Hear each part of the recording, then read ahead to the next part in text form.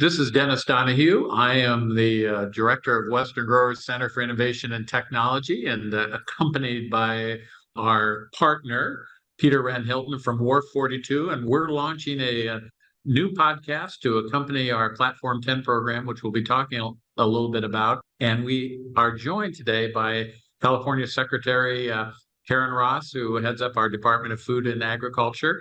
And as I told Karen before we got on the air, we're going to blame her for Platform 10 and this podcast and all the good things we hope we're up to. And so I'll explain that a little further. But first of all, let's welcome Karen. Nice to see you. It's great to be here. Thank you. And I hope blame is in a good way, because I can only see success in the future of Platform 10. Absolutely. We're going to blame you in a good way. I was thinking about this particular podcast, and really, this all began with your trip to New Zealand last year and the LOI you signed with the Ag Minister, Damien O'Connor, and the Oceania Summit 2035. And Peter, why don't you kind of relive that a little bit and kind of set the stage before we get into our conversation? Well, thank you very much, Dennis, and good to meet again, Karen. I think I should also say, obviously, you're just leaving fall, going into winter.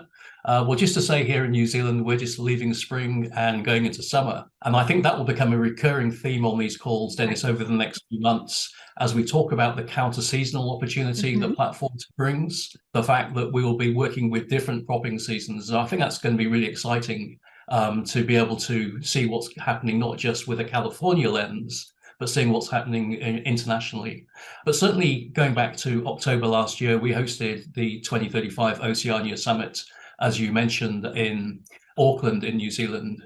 And Karen came over with a great delegation from California. And what we were looking at were ways, first of all, in which we could support farmers and growers mitigate a changing climate, but also potentially reduce greenhouse gas emissions. And out of that conference, a letter of intent appeared between Karen and Minister O'Connor over here in New Zealand. That was signed. And what we hope is the Platform 10 model is just one example of how that collaboration between both the state and the country can continue. So it's fabulous, once again, that you're on this first call, Karen. Very, very appropriate, given that a lot of the conversations around the Salinas Summit we hosted in June and the platform really started off at the Oceania Summit last year. So wonderful to see you today. Now, I have great expectations, and the timing could not be better. And I agree with you, Peter. It's very important that people appreciate the counter seasons that we'll be able to work with. It's like 2 research years in one. And that's something I learned going back in my history when we did a lot of collaboration in wine with Australia, that there's huge benefit from having these kinds of collaborations around our shared interest and significance of specialty crops for both of your country as well as our state. No, indeed. If I've got just one question, I could just butt in here before Dennis speaks. Just a question around, which is very, very rare. Yeah. So while I've got the opportunity, I will. You may know that we're actually going through a kind of government transition at the moment. Yes. We have a new government which we expect to be announced literally in the next 24 hours. What would your advice be to that government in terms of that LOI? What areas of collaboration do you envisage could be accelerated between California and New Zealand? Yeah. So first of all, in other instances, we've really counted on this being a government to government, academia to academia, and business to business. And so especially knowing that it takes some time to get your feet under your new sails, so to speak, as government is reorganized and there'll be changes in people and personalities. And so the most important thing is that the government becomes aware of this and understands what it could mean, that it's a win-win for both parties here. And so they become an early supporter of efforts to bring academics and the business together, and that the opportunity is significant when we think about the challenges of climate change and the continuation of growing good, healthy food and agricultural products despite that changing climate. That's going to require a lot of work for us. And then I think the new advances of science and technology that allow for us to be connected around specialty crop sector in particular, and shared challenges, whether it be in the arena of pest management. Obviously, your situation, I was there last year when there was lots of rain, and you had a lot more after that. Damian O'Connor reminded me of that when I saw him at the APAC conference last week. He said, remember, he said, I think you came to New Zealand and took some of the water back with you. Whatever it was, it worked really, really well.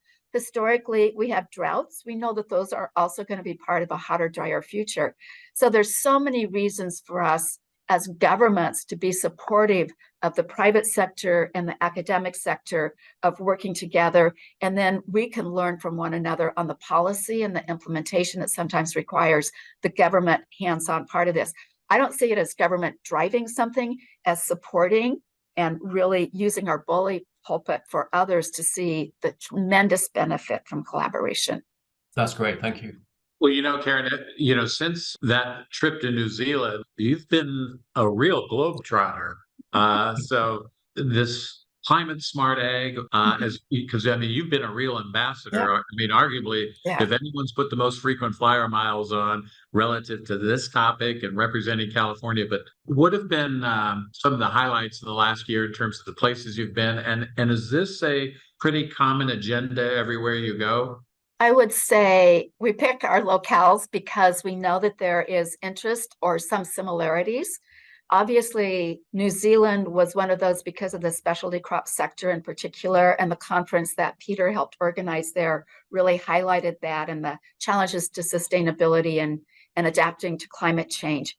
Australia is one that we're actually talking about revisiting because we didn't get as much traction there, even though the crops, there's some similarities. Obviously, in climate, there's some similarities, especially that lack of water that I mentioned earlier. We just took a really excellent group of folks to southeastern Spain a month and a half ago, and not only saw the similarities of, especially in the water realm, their interest in biologicals. They're doing a lot in indoor growing, but it's not the greenhouse technologies that we've seen in the Netherlands or that the Canadians practice. It's more the plastic enclosed structures where they're not having to use a lot of energy. Clearly things for the world to think about as food security becomes more challenging in a changing climate. We've had great visits in Denmark. Talk about a small country punches above its weight and their investment in life sciences. They have some of the leading companies in the world that generate some revenues to really invest in life sciences. And that to me is a way for us to think about California being fully leading in some of these spaces because we are blessed with the university system that we have and what we've been able to do in life sciences when it comes to biological solutions, I think is a remarkable asset for the state of California to really think about these partnerships in a deeper way. Talk a little bit in general just about biologicals. One, I think kind of its relationship to climate and why that's important. And then I think the other thing is just what's the general backdrop of the increasing importance of biologicals in California. We tend to kind of just simplistically say it's less chemistry, more biology, but obviously, if you're in production agriculture, you're at the intersection of a lot of interests. So what's kind of driving it? And then a specific connection with biologicals and climate. So first and foremost, if we think about this, we're farmer-centered about this. It's the frustration of farmers of losing tools, but more importantly, not seeing efficacy in the same way that, what it could be resistance. It could be because our pest patterns are changing and we're living that now with a level of invasive pests and especially invasive fruit flies that hasn't been seen. And part of that is it's a contributor to that is the longevity of the season, the loss of chill hours during the winter time. And so just listening to farmers that are looking for, they need a variety of tools in the toolbox. That's an important part for resistance management. There's interest in biologicals, but early history and biologicals specific to pest management. I think your conference really highlighted what some of the leftover reputational damage was to that. Partly is because of doing trials with that as a standalone product as opposed to part of a system. And this shift into systems approach for pest management or nutrient management bring their own challenges for outreach and education, running trials with real feedback loops in a very timely way of being able to find what really works and what doesn't. The science has gotten perfected. There's early pioneers that have really proven these can be very effective tools as part of a system. And then farmers need those, and the cost of fertilizer, what happened with that and the supply chain issues, I think drove some additional interest in more biologicals when it comes to nutrient management. We know that just with irrigated ag land orders, there's pretty heavy duty regulation in that space. We already are regulated in the pesticides. And then there's the retailer who's interpreting consumer desires to us. And when I look at that and what the marketplace is saying, we're looking for more of, whether it's pesticide free, it can be organic, but there's these new labels like pesticide free. What does that really mean? And then I look at changing demographics and the value system of young people who are driving a lot of the momentum and climate change solutions. I just feel like this is where we need to move, and we don't want to have farmers stranded without any tools available. And let's work together to see what's in the biological space that can be efficacious for the ongoing ability to grow our food and do it with the smallest environmental footprint we possibly can, and still have a good business model to stay in business, to make the investment in innovation. Innovation comes to a screeching halt if you aren't generating the profits to reinvest and reinvest and reinvest. Yeah, I agree. I agree with everything you've said there.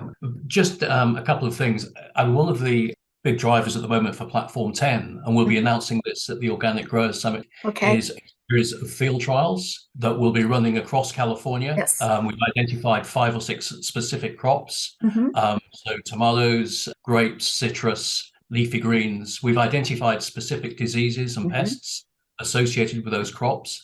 And what we're looking to do is to run field trials across a number of grower properties in California, really through 2024 and 2025, to try and identify not simply solutions that will address those diseases, but biological solutions, because we know that in time, a lot of those chemical pesticides will effectively be regulated out of the market. And that's going to be one question I've got.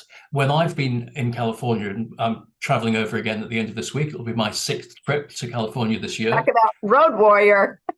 No, but I just go to the same destination. I don't do the traveling around the world piece. But obviously, when I'm in California, there's a lot of talk about the 2050 pest management roadmap that was launched in March this year.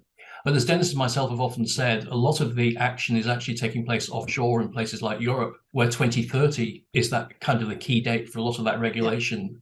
And I'm just wondering what CDFA might be doing, your own department might be doing to help growers and farmers in California understand actually 2050 isn't necessarily the end date. It's actually a lot in terms of that potential impact on farmers and growers' ability to export into markets like Europe. Yeah. So there's a lot in all of that. And on the field trials, I'm very excited about that, like more immediate feedback loop. Academia, I love academia, I love science, but I've heard from deans and other administrators that we need innovation and technology faster. And it's great to run perfect field trials, getting the perfect science, but everybody's looking for real life feedback, what's working, what we're stepping our toes on. So this whole idea of field trials with growers in real world, where the end user is the one that's doing the trials with you to identify what's working and what isn't, is really a big deal. The Sustainable Pest Management Roadmap was a 2-year process with a very diverse group of stakeholders, really having people focus on California-specific kinds of challenges. And the one area everyone agreed upon is that an investment in prevention of invasives becoming established is the most important strategy of all.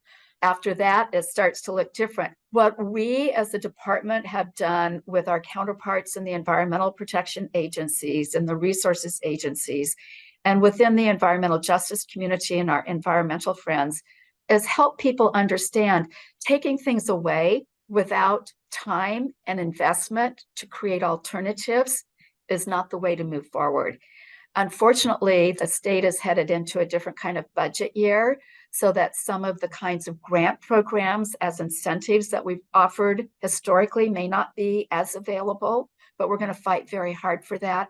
We have had for the last decade a number of programs around biologically integrated farming systems to really incentivize commodity groups coming together as a commodity to focus on a particular pest challenge and do some demonstration kinds of things. Those have been very helpful. Proactive IPM, which we use whenever we do get in a new invasive, we're always looking for, where's the predator pest? Where do we have to travel to find it? Let's make sure that we've got those kinds of solutions that will be in the toolbox.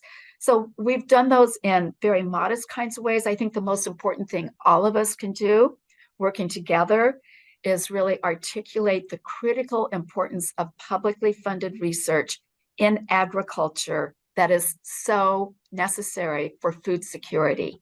It is an area that public funded aspect builds trust and credibility in the findings because it's done out of public service, public mission.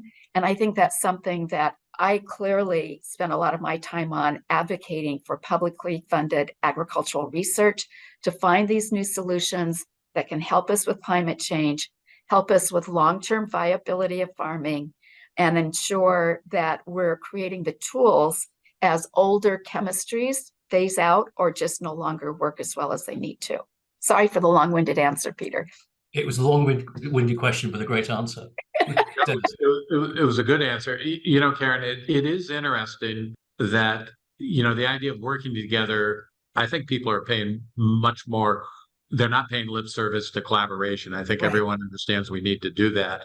On the other hand, there is a kind of a bit of a habitual organizational challenge for the various groups, whether it's academia, business, growers, CAPCA, you know, we're all used to working a certain way. And, you know, one of the reasons we wanted to, with Platform 10, was, you know, really embed, you know, look for products that we think are on the cusp and that acceleration it doesn't come randomly. It needs to be strategic and intentional. And we felt we needed to be in a commercial setting because the growers actually have to be right on top of the problem to know how much to apply, how to apply it, because all those things feed into commercial viability, which is what we think we're after, because we've got to overcome that, like you say, kind of the mixed reviews biologicals have gotten. Yet it seems like we've still kind of got to break through a little bit of, hey, if we're gonna lead with the private sector, you know, I always tell folks I'm a big fan of public-private, but in this instance, it may need to be at times private-public. We'll let you know, but folks are used to funding in a certain way, providing grants in a certain way, and it's a little bit of a challenge to break through that, or so it seems. How do you recommend going about that? Well, first of all, I have said this. I said this over 10 years ago when I started this job, and now I mean it like it's on warp speed. I used to say, our regulatory system can't keep up with the pace of technology. Well, I've been in this job 12 years. How much faster is technology and innovation happening? Government is not equipped or set up, and perhaps as institutions to bring stability, perhaps we shouldn't be the ones that are constantly changing. We can give the appropriate market the signals with our policy, which should not be rapidly changing all the time, quite truthfully. I learned that from serving on a church council. My pastor said, Karen, there's a reason churches don't change quickly. But when I think about how rapidly innovation is happening, technologies are being introduced, it is going to come from the marketplace. It is going to be driven by the private sector. And guess what? Academia also doesn't change really fast. And that, again, unfortunately, funding oftentimes does drive that pace of change. But when I look at what you all accomplished with the first ever biological summit for California, that was global in nature. We learned a lot about what the many, many startups are in this space. We learned what the many, many long-term players in the issue of pest management are doing. And we saw those crossover opportunities. And we were there to give everybody the signal. Specialty crops in California, New Zealand, Australia, or South Africa was there. we're all looking for the same kinds of attention that historically go into the major commodities. And I think those all combine to be the right signals. But I know the experimentation your members do all the time, Dennis, they're going to find the solutions. They're going to figure it out. And this is a way of bringing all aspects of the industry into that process of change. And we're pleased to announce that we'll be back again next June to continue to explore that. And guess what, Karen, you're one of the headliners. We've already got it on your calendar. But you talked about technology. How do you see the role of technology in terms of, the efficacy of biologicals? Because there really is a technology component to all of this as well, and in fact, if one of the objectives is, while we're going through the product transition, is to use less of current inputs, technology is really your first play. Yeah. So my colleague, Julie Henderson, who's the director of our Department of Pesticide Regulation, and I have talked about this frequently. She's been on some of the specialty crop tours, and she's come back astounded at the level of precision with new sprayer technology, as an example. Well, that is the delivery mechanism that, you're right, it lowers the total amount of chemistry being applied, which hopefully lowers the cost of what is being applied, which lowers exposure for workers and the environment and the non-target pests, because you're practically eliminating thrift, which becomes a neighbor issue. So I would say the technology, the delivery mechanism, is clearly the critical step along the pathway. And it's hard to see for the foreseeable future that won't continue to be as important as the product itself and being efficacious, but also being very mindful of every precious drop being used the best and most precise way possible. Absolutely. That's just one example. Yeah, we certainly want to incorporate more technology as part of the program, and exhibits or demonstrations, however we go about that. But the technology piece seems very, very important. Peter, do you have something? I have another question related to that, but you go ahead. Yeah, no, I just really want to pick up, Karen, something you said a few moments ago about how technology is speeding up. I mean, it's Moore's Law, 10 times faster, half the price. I know one of the outcomes of the summit in June were some of the pesticide or biopesticide companies were saying one of their frustrations around regulation was with the speed with which EPA registers products. And that remains, I know, a challenge. And I'm really interested to get your kind of perception on how the regulators and organizations like EPA can keep up to speed, first of all, with that technology change, but also how potentially we can speed up the registration process, as you see in countries like Brazil and another offshore country. So one of many benefits of the conference last June was meeting some consultants who do global practice. And so they're very well versed on not just one country's regulatory scheme. And so that's been very informative for us. Obviously, hearing what Brazil is doing was very helpful on that. When I was in Spain, I had a chance to better understand some of the EU approaches, which I would not characterize. I want to be accurate in this. Stating policy and implementing policy sometimes are two different. You can state it and make it there. It's the implementation process. And if it's similar to our Department of Pesticide Regulation, I think our federal EPA has made improvements in biopesticide registration with the right kind of scientific expertise. We're not as equipped for that in California because we have not been providing adequate funding for the science and the technical aspects to equip the department. And it wasn't until the SPM roadmap, the Sustainable Pest Management Roadmap for 2050, that people really focused on, if this is what we want, it's not just a one and done type of solution. It is going to require, and that happens to come up with something not very popular, Dennis, but I'm going to have to mention it on your inaugural podcast, the discussion of the mill assessment, how that's being levied, how it's being spent, how the right resources could right-size the department to really make sure they've got a way to evaluate a biopesticide, as an example, as part of a system. And so these are discussions we'll be having over the next year. That was a cop out. Resources always matter. No. They certainly do.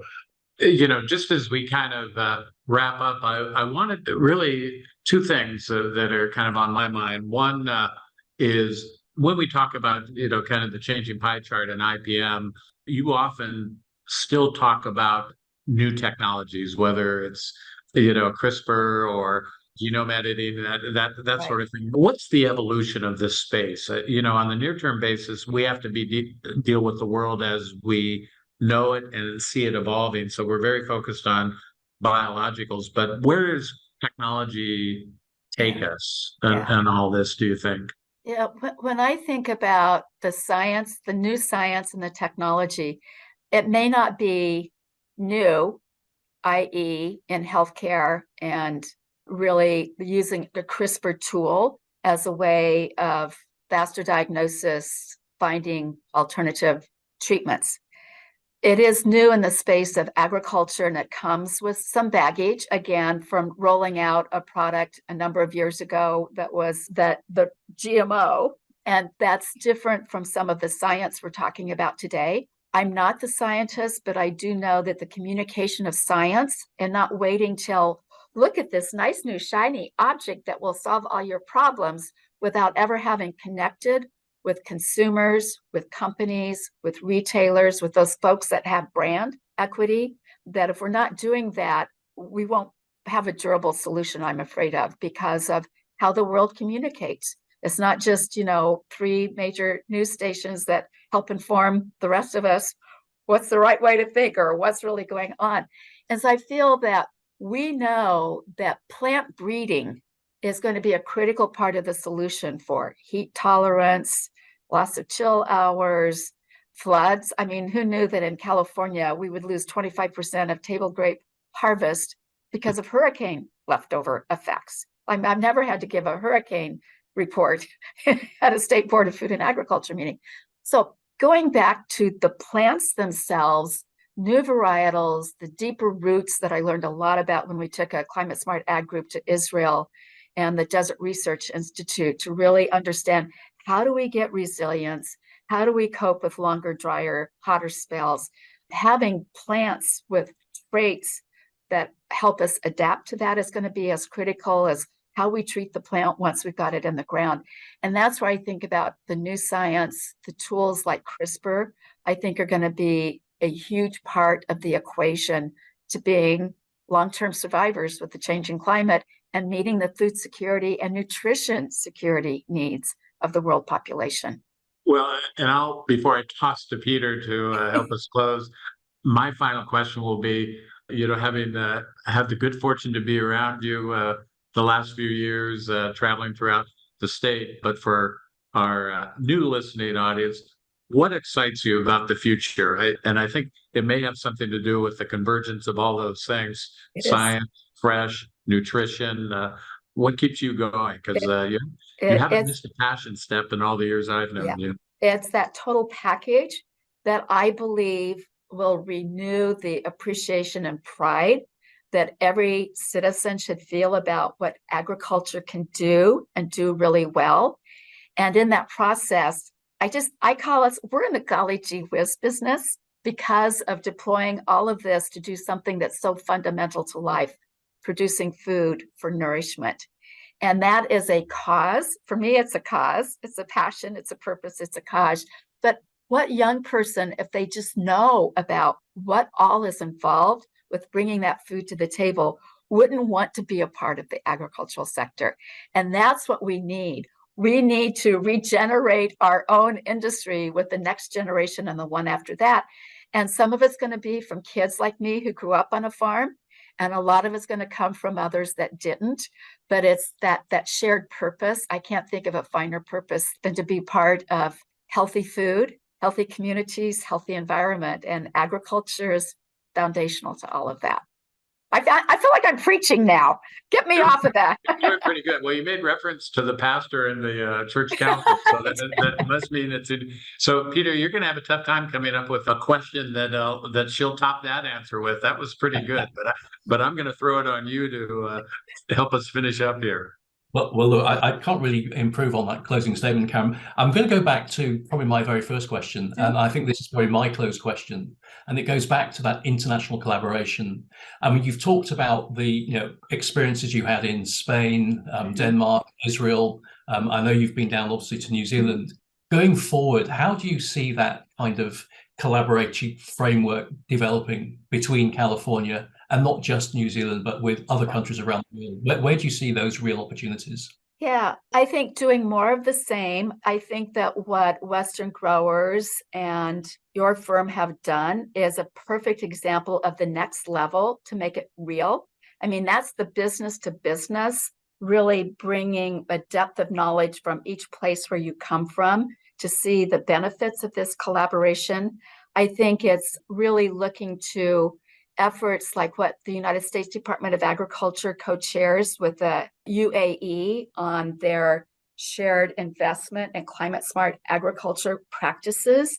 I think it's, for me, the opportunity to take business and academics to these different countries and to host those countries is a way of deepening the relationships that gives them a durability long past the time that Karen Ross is no longer Secretary of Food and Ag in California. And it builds friendships and it builds a sense of community. And at the end of the day, climate and meeting the nutritional needs of people, it's too big of a challenge to think that any one place or any one country or any one business can do it all on their own. There might be some who are willing to try that, but for me, we'll always get to better solutions if we're doing it together. Great answer. And yeah, an awesome 40 minutes speaking to you, Karen. Really appreciate your time. And I'll hand over to Dennis for the final thanks. But if we don't speak, have a great Thanksgiving, which of course is just 2 days away. Thanksgiving to you. And you two are a powerful duo if I've ever met one. So thank you for everything you're doing. Well, we appreciate it. And I would be remiss to not thank you for your personal support and personal involvement in this initiative of, Platform 10. We've really enjoyed it's a separate conversation of next gen ag worker that we've been involved in the last couple of years.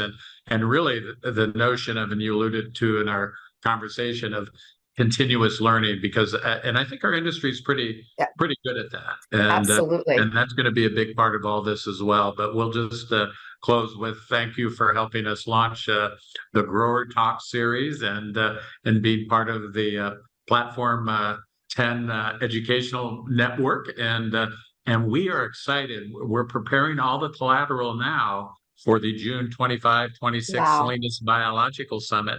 And you're a headliner, Karen. So it's an honor. That. Terrific. Well, thanks for your time. Thank you. Always good to catch up. All right. Be safe, everyone. Thank you. Well, Peter, that's a wrap of our first episode of the Grower Talks. Secretary Ross has set a high bar for us, but I'm looking forward to our next episode, and we'll see if we can maintain the high level that Karen has set for us.